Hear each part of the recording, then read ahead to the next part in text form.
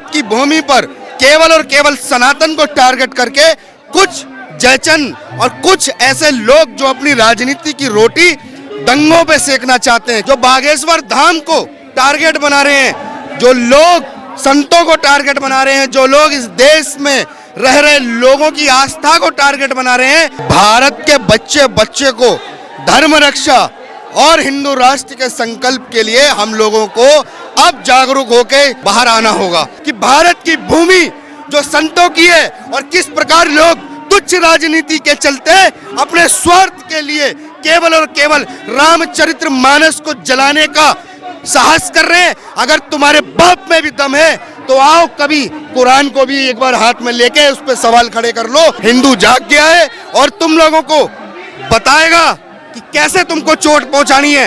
Vote से भी चोट पहुंचाएंगे, आवाज से भी पहुंचाएंगे और एकता से भी पहुंचाएंगे। धर्म संसद में आप आए हैं, इतने व्यथित हैं और इसका व्यथित होने का मेन कारण क्या है? जो लोग आप इतने हजारों की तादाद में जंतर मंतर पे संसद के चौखट पे आए हुए हैं। देखिए, मैं एक बात बताना चाहता हूँ हिंदुओं को, अगर आज आप लोग नहीं जागरूक हुए, केवल धर्म संसद में आना ही काफी नहीं है।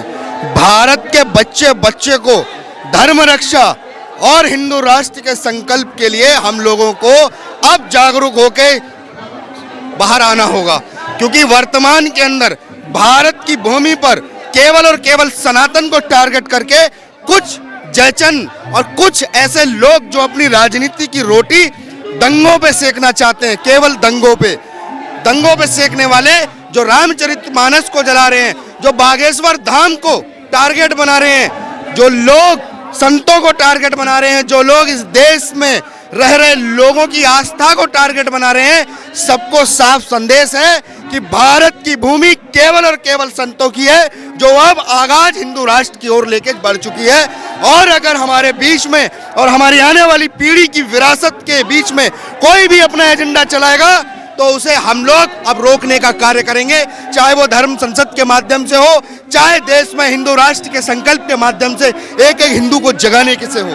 आपने पहले भी देखा होगा कि धीरे ऐसे जो अप्रत्यक्ष रूप से जितने भी सनातन के जो संकल्प कर रहे थे, सनातन का जो अलग जला रहे थे, वो बाबा जो है धीरे धीरे जो है बंद करके, तो क्या लगता है आपको कि कोई षड्यंत्र है इस तरह का क्या?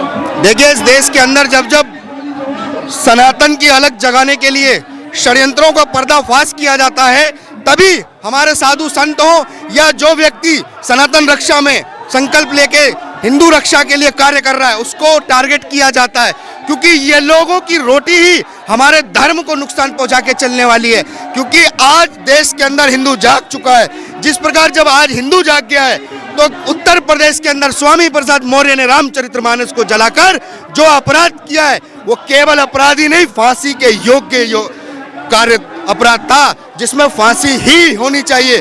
और देश के युवाओं ने देख लिया है कि भारत की भूमि जो संतों की है और किस प्रकार लोग तुच्छ राजनीति के चलते अपने स्वार्थ के लिए केवल और केवल रामचरित्र मानस को जलाने का साहस कर रहे हैं। अगर तुम्हारे बाप में भी दम है तो आओ कभी कुरान को भी एक बार हाथ में लेके उस पर सवाल खड़े कर लो, कभी आओ वीर बाइबल को हाथ में लेके उस पर सवाल खड़े कर लो।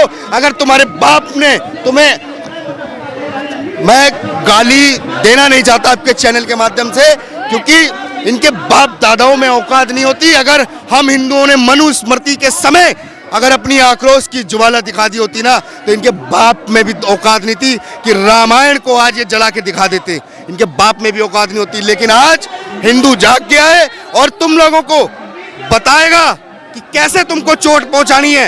वोट से भी चोट पहुंचाएंगे, आवाज से भी पहुंचाएंगे और एकता से भी पहुंचाएंगे। और भारत को हिंदू राष्ट्र बना के तुमको बताएंगे कि भारत के अंदर सनातन को कैसे जीवित रखा जाएगा, क्योंकि तुम लोगों का अपराध केवल अपराध फांसी के योग्य है और उसके अलावा कुछ नहीं है। आचार्य धीरेन्द्र शास्त्री कह रहे थे कि मैं डरूंगा नहीं, मैं सनातन की अलग जगा रहा हूं और आप मेरा साथ दो, मैं हिंदू राष्ट्र दूंगा। लेकिन दूसरी तरफ जो है मौलाना शहाबुद्दीन बरेलवी कहते हैं कि ये नहीं हो सकता, हम ये होने नहीं देंगे। तो क्या मतलब है? देखिए, मौलाना और एक वो मौलाना साजिद रशीदी, जो लोग सपने सजो के बैठे हैं ना कि 40 साल 50 साल 100 साल के बाद हमारी पीढ़ी आएगी राम मंदिर को तोड़ेगी। तो कान खोल के सुन लो, यहाँ चारों तरफ जो पीढ़ी है ना, ये हमने हिंदू राष्ट्र का संकल्प दिला दिया है। कायदे में रहोगे, फायदे में रहोगे, अन्यथा पाकिस्तान दिया है और वहीं भेजने का काम भी हम करेंगे बस। क्योंकि अब हम भारत के टुकड़े और भारत के अंदर कुठाराघात नहीं होने देंगे बिल्कुल भी, जो बर्दाश्त के योग्य नहीं है। हम लोग केवल और अपने बच्चों को विरासत में हिंदू राष्ट्र देके जाएंगे, जिस पर आने वाली पीढ़ी गर्व करेगी, पीढ़ी गर्व करेगी। तो सरकार में बैठे हुए हैं, जैसे ये बिहार के शिक्षा मंत्री चंद्रशेखर प्रोफेसर बताते हैं, प्रोफेसर चंद्रशेखर दीक्षांत समारोह में ये कह रहे हैं कि रामचरितमानस जो है, तुलसीदास रचित जो है वो बंद करने योग्य है, वो जो है भेद पैदा कर रहा है। अरे भाई साहब, मैं आपको एक बात बताऊं, उत्तर प्रदेश के स्वामी प्रसाद मौर्य और बिहार के चंद्रशेखर जो शिक्षा मंत्री कहे जा रहे हैं, सबसे बड़ी बात, पहले बात तो जिस व्यक्ति की बुद्धि में शिक्षा का ज्ञान नहीं, वो शिक्षा मंत्री बनाया गया। किसी के बाप में दम नहीं है जो रामचरितमानस में संशोधन कर दे। अरे पीढ़ियों का अस्तित्व मिट जाएगा तुम्हारी अगर रामचरितमानस के अस्तित्व पे बदलाव की बात करोगे, और बदलाव तुम्हारी पीढ़ियों का अब होके रहेगा। क्योंकि जो लोग रामचरितमानस के अस्तित्व पे उंगली उठा रहे हैं ना, उनके घर या तो अब्दुल चचा पलंग हिलाने आ रहे हैं, या तो वो खुद धर्मांतरण के उद्देश्य से उनके पास जा रहे हैं। और ऐसे लोगों को सनातन ने धिक्कार दिया है और सनातन स्वीकार नहीं करेगा ऐसे लोगों को बिल्कुल भी। इनको जवाब मुंह तोड़ देंगे और ये याद रखेंगे कि हाँ, कि भारत की सदी अब वर्तमान में जो चल रही है वो संकल्प हिंदू राष्ट्र के साथ 21वीं सदी भारत का नवनिर्माण विश्व गुरु की ओर बढ़ चुका है।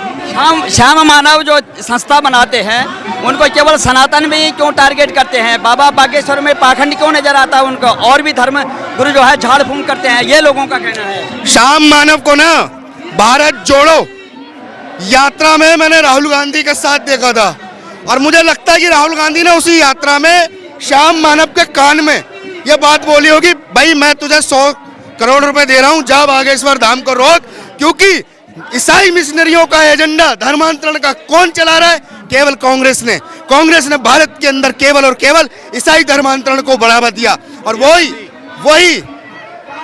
वही श्याम मानव कांग्रेस के साथ जुड़ा हुआ व्यक्ति हम लोगों ने देखा है। और जब जब बात सनातन की होती है तो ये जितने भी गद्दार हैं बाहर निकलते हैं, लेकिन ईसाई पादरियों के पास नहीं जाते, जो छूते ही ऐसे छुएंगे 881 वोल्ट का करंट मारते हैं।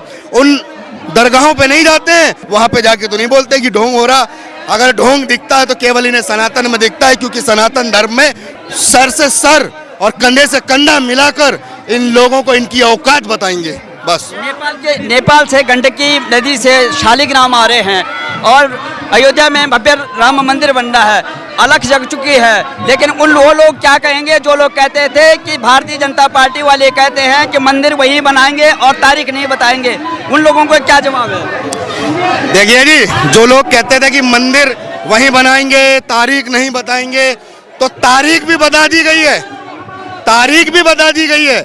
और जो हमारे प्रभु श्री राम नेपाल से आ रहे हैं, देखो हमारे यहाँ पर वो 6000 करोड़ साल पुराना पत्थर आज प्रभु श्री राम बन गया।